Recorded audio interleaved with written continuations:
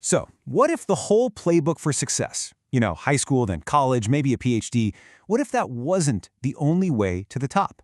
Today, we're diving into the pretty incredible story of Gabriel Peterson. He basically tore up that rule book and went from being a high school dropout in a tiny Swedish town to a top AI researcher at OpenAI, all in just 5 years. It all really blew up with this one tweet. And you can totally see why. I mean, it sums up a journey that just sounds impossible, right? So how on earth did he pull it off? How do you go from feeling like you're not smart enough to joining the actual team building Sora, one of the most advanced AIs on the planet? To really get it, we've got to rewind. Let's go all the way back to the beginning, back when Gabriel was just a teenager, kind of in the middle of nowhere in Sweden, with these huge ambitions, but, a ton of self-doubt. Yeah, you have to understand where he was coming from. He genuinely believed that the whole world of programming and AI was for these geniuses he could never ever compete with. He was so far removed from that world that he met a programmer one time and was just completely starstruck. So this is not a story about some kid who was always super confident. It's a story about taking a massive, massive leap. And that leap, it happened fast. Out of the blue, his cousin calls him about some AI startup idea and tells him, you need to get to Stockholm immediately. Not think about it, but now. So Gabriel just got on the next bus, and that was it. He never went back to high school. There was no big debate, just a split-second decision that changed everything.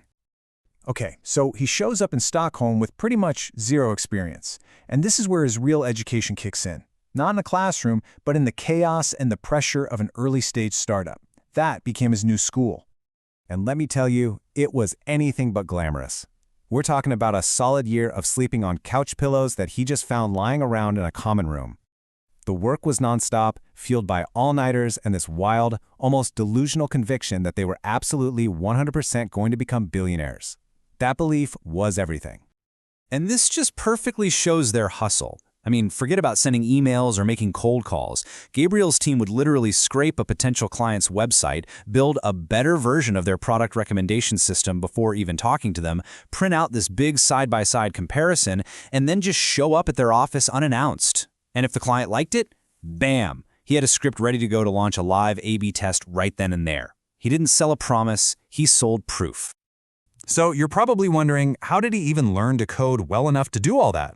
Well, he didn't have a choice. And this was his big realization. When you've got a real client with a real problem that has to be solved right now, learning gets simple. All the distractions just disappear because of the pressure. It's not about theory, it's about pure survival. So this whole problem-first way of learning, it was the perfect setup for the single biggest breakthrough in his entire journey. This is when he discovered how new AI tools, especially ChatGPT, could completely supercharge his method and really make it available to anyone. Think about it like this. There are two ways to learn. Traditional school is bottom-up. You spend years on the basics, the math, the theory, before you ever get to touch a real-world problem. Gabriel's way is top-down. You start with the problem and you just work backward, learning only what you need to solve it. For a long time, that was really hard to do for everyone because you basically needed a personal tutor. But now, with AI, everyone has one. He actually has a name for his technique, recursive gap filling. You start with a big, messy problem, and you just keep asking an AI to fill in the little gaps in your knowledge, over and over again. The real skill isn't knowing everything anymore. It's getting really, really good at figuring out exactly what you don't know. So here's how it works in practice. Let's say he wanted to understand diffusion models. That's the tech behind tools like Midjourney. He'd start with a really broad command like, hey, write me all the code for a diffusion model.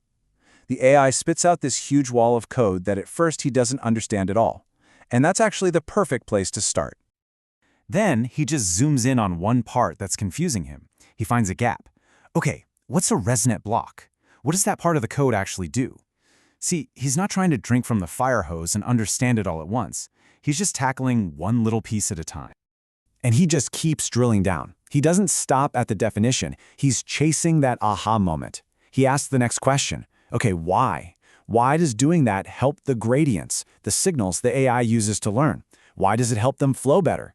He keeps digging until the whole thing finally clicks into place. And this really points to a massive change in the world. The old gatekeepers of knowledge, they're losing their grip. Gabriel argues that using this top-down method, you can learn a super complex topic like diffusion models in 3 days, something that might take 6 years to even get to in a traditional university program. That's insane. All right, so he's basically developed a learning superpower. But now what? The next step was to turn that superpower into real jobs at the highest level. And that meant getting to the US and cracking into Silicon Valley. Now, a huge piece of the puzzle came from a place you might not expect.